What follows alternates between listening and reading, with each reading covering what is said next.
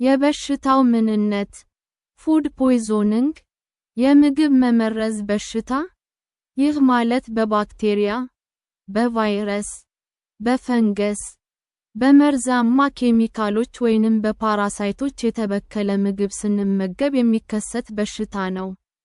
ይህ በሽታ ብዙ ጊዜ በ2 ወይንም 3 ቀናት ውስጥ በራሱ ይጠፋል። የዚህ በሽታ ምልክቶች የተበከለውን ምግብ ከበላን ከሰዓታት በኋላ መታየት ይጀምራሉ። እነዚህ ምልክቶች ማቅለሽለሽ፣ ማስታወክና ተቅማጥ ናቸው። ኤፒዲሚዮሎጂ በሽታው ያለባቸው ሀገሮች ወይንም የበሽታው አይነቶች የዚህ በሽታ 2 አይነቶች አሉት። እነዚህም ኖን ኢንፍላማቶሪ ዳየሪያ ደ ኢንተሮቶክሲንስ አክት ኦን ደ mucus of small intestine without invasion. This leads to a large volume of watery stool without any pus, blood እና abdominal pain and may result in occasional dehydration. ይህ አይነቱ የምግብ መመረዝ በሽታ ቀጭን ብዙ ተቅማጥ ያስከትላል፣ ነገር ግን መግል እና ደም የለውም። በተጨማሪም የሆድ ህመም የለውም። ይህ አይነቱ በሽታ አልፎ አልፎ ዲሃይድሬሽን፣ በሰውነታችን ውስጥ ያለው ፈሳሽ መጠን ከልክ በታች መቀነስ ያስከትላል። ኢንፍላማቶሪ ዳየሪያ is due to the cytotoxic actions of the mucosa leading to invasion and destruction. Here the distal and small bowel is involved. In this type, all these actions result in bloody diarrhea. ይህ አይነቱ የምግብ መመረዝ በሽታ ደም ያለው ተቅማጥ ያስከትላል። የምግብ መመረዝ አይነቶች ቦቱሊዝም፣ ባልታከመ ውሃ እና አፈር ውስጥ የሚኖረው ክሎስትሪዲየም ቦቱሊኑም የሚባለው ባክቴሪያ ለዚህ በሽታ ምክንያት ሊሆን ይችላል። ይህ ባክቴሪያ ፓራሊሲስ፣ የሰውነት ክፍሎች ስራ ማቆም ሊያስከትል ይችላል። ባክቴሪያል ኦር ኢንፌክሸስ ዳየሪያ ካምፔሎባክተር ጀጁኒ የሚባለው ባክቴሪያ ለዚህ በሽታ ምክንያት ሊሆን ይችላል። ይህ ባክቴሪያ የሚያስከትለው የምግብ መመረዝ በሽታ ትራቨለርስ ዳየሪያ ይባላል። ኢ ኮላይ ኤንተራይትስ ይህ ባክቴሪያ ከባድ የምግብ መመረዝ በሽታ ያስከትላል። ይህ ባክቴሪያ ትንሹ አንጀት ላይ ከባድ ኢንፌክሽን ያስከትላል። ይህም ደም የተቀላቀለበት ተቅማጥ ያስከትላል። የዚህ በሽታ ሌላ ስሙ ሃምበርገር ዲዚዝ ይባላል። ይህ አይነቱ የምግብ መመረዝ በሽታ ደም ማነስ፣ አኒሚያ እና የኩላሊት ስራ ማቆም ችግርን ሊያስከትል ይችላል። ፊሽ ፖይዞኒንግ ዳይፋይሎቦትሪየም ላቱም የሚባለው አሳ ውስጥ የሚገኘው የኮሶትል የምግብ መመረዝ በሽታ ያስከትላል። አሳዎችን ሳናበስል ስንመገብ ይህ የኮሶትል አንጀታችን ውስጥ ገብቶ ኢንፌክሽን ይፈጥራል። የዚህ በሽታ ምልክቶች የሆድ ቁርጠት፣ ተቅማጥ እና አንዳንዴ ክብደት መቀነስ ናቸው። ሊስቴሪዮሲስ ሊስቴሪያ ሞኖሳይቶጀኒዝ የሚባለው ባክቴሪያ ለዚህ በሽታ ምክንያት ሊሆን ይችላል። ይህ ባክቴሪያ የሚያስከትለው የምግብ መመረዝ እና ኢንፌክሽን ከባድ ኢንፌክሽን ነው። ሳልሞኔላ ኤንተሮኮላይትስ ሳልሞኔላ በሚባሉ ባክቴሪያዎች የተበከለ ውሃ መጠጣት ይህን በሽታ ያስከትላል። ይህ ባክቴሪያ ከ20 ዓመት በታች የሆኑ ሰዎች ላይ የአንጀት ግድግዳ ኢንፌክሽን ያስከትላል። ስታፈሎኮኩስ ኦሪዩስ ይህ ባክቴሪያ ለሙቀት የማይበገሩ 7 መርዛማ ኬሚካሎችን ማመንጨት ይችላል። እነዚህ መርዞች ምግብ በማብሰል ላይጠፉ ይችላሉ።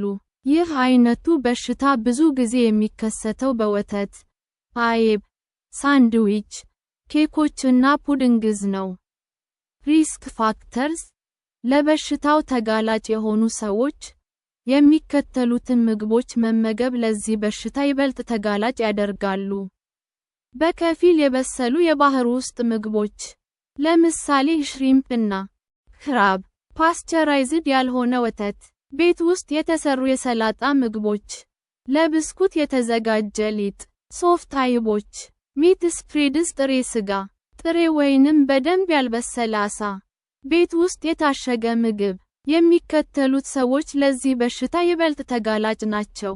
እርጉዝ ሴቶች፣ የኤድስ፣ ስኳር ወይንም ጉበት በሽታ ያለባቸው፣ ከ5 ዓመት በታች የሆኑ ሕፃናት፣ ከ70 ዓመት በላይ የሆናቸው አዛውንቶች፣ በበሽታ መከላከያ ስህተት ምክንያት የሚከሰቱ በሽታ ያለባቸው ሰዎች፣ የካንሰር በሽተኞች።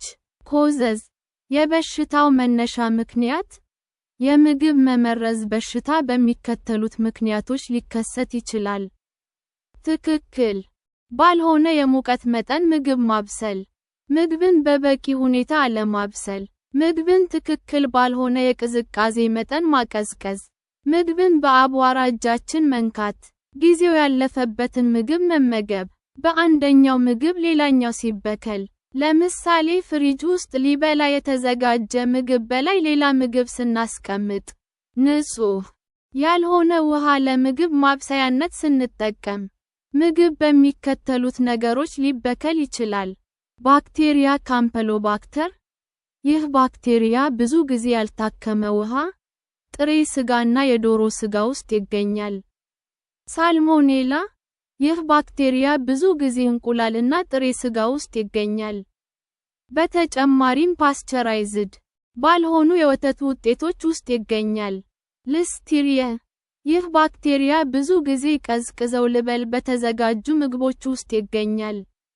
ለምሳሌ ቅቤ፣ የታሸገ ሳንድዊች፣ የበሰሉ በጠፍጣፋው የተቆረጡ ስጋዎች፣ የተጨሰባቸው የሳልሞን ዓሳዎች፣ እንደ ብሪ እና ካመምቤር ያሉ ሶፍት አይቦች ውስጥ ይገኛል። ኤሸሪኪያ ኮላይ፣ ይህ ባክቴሪያ በሰዎችና እንስሳት የምግብ መፍጫ ክፍሎች ውስጥ ይገኛል። የዚህ ባክቴሪያ አንዳንድ ዝርያዎች ጠቃሚ ሲሆኑ አንዳንዶቹ ደግሞ ጎጂ ናቸው። ፓራሳይቶች፣ የምግብ መመረዝ የሚያስከትሉ ፓራሳይቶች ክሪፕቶስፐሪዲየም፣ ኤንታሚባ ሂስቶሊቲካ፣ አሜባ እና ጃርዲያ ናቸው። ቶክሶፕላዝሞሲስ is the most likely cause of parasitical food poisoning.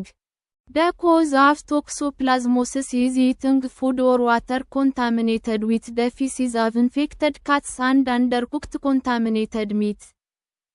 በፓራሳይቱ የተያዙ ድመቶችን ሰገራቸው ምግብ ወይንም መጠጥ ውስጥ ሲገባ ይህ በሽታ ይይዘናል። ወይንም ደግሞ በደንብ ያልበሰለ የተበከለ ስጋ መመገብ በእነዚህ ፓራሳይቶች ምክንያት የሚከሰቱት የምግብ መመረዝ በሽታዎች እንዲይዙን ያደርጋል።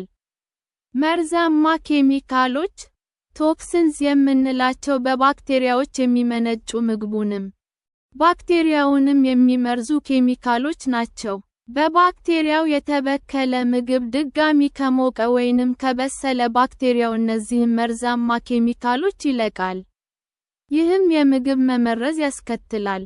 አንዳንድ የባህር ውስጥ ምግቦች ለምሳሌ ዘይታማ ዓሳዎች እንደ ፖሊክሎሪኔትድ ቢፈነልስ (PCBs) ባሉ መርዛማ ኬሚካሎች ሊበከሉ ይችላሉ። ብዙ ጊዜ እነዚህ መርዞች በዓሳዎች ውስጥ በትንሽ መጠን ነው የሚገኙት። ሆኖም ትንሹ መጠን ለሕፃናት አደገኛ ሊሆን ይችላል። ዘይታማ ዓሳዎች የምንላቸው የሚከተሉት ናቸው። ፍሬሽ ቱና (not canned tuna) which does not count as oily fish. ማከረል፣ ሳርዲንስ፣ ትራውት፣ ሳመን። አንዳንድ የዓሳ ዝርያዎች በውስጣቸው ብዙ ሜርኩሪ የሚባል ነገር ስለሚይዙ ይህ የሕፃናትን የነርቭ ስርዓት ከጥቅም ውጭ ያደርጋል። ስለዚህ እርጉዝ ሴት እነዚህን የዓሳ ዝርያዎች መመገብ የለባትም። እነዚህም ሻርክ፣ ስዎርድፊሽ እና ማርሊን ናቸው። ቫይረስ፣ ኖሮቫይሩስ እና ሮታቫይሩስ የሚባሉት ቫይረሶች የምግብ መመረዝ በብዛት የሚያስከትሉ ናቸው። ሮታቫይሩስ በብዛት የሚያጠቃው ሕፃናትን ነው። ኖሮቫይሩስ የሚባለው ግን ሁሉንም ሰው ያጠቃል። ሲምፕቶምስ፣ የበሽታው ምልክቶች። እንደ ምግብ መመረዝ አይነቱ መሰረት ምልክቶቹም የተለያዩ ናቸው። ምልክቶች የተበከለውን ምግብ ከበላን ከሰዓታት ወይንም ቀናት በኋላ ሊታዩ ይችላሉ። የዚህ በሽታ ምልክቶች የሚከተሉት ናቸው። ተቅማጥ፣ ማስታወክ፣ የምግብ ፍላጎት ማጣት፣ የጡንቻ ህመም፣ ብርድ ማለት፣ ትኩሳት፣ ማላብ፣ አቅም ማነስ፣ ድካም፣ የሆድ ህመም፣ ማቅለሽለሽ፣ ከፍተኛ ድካም፣ ራስ ምታት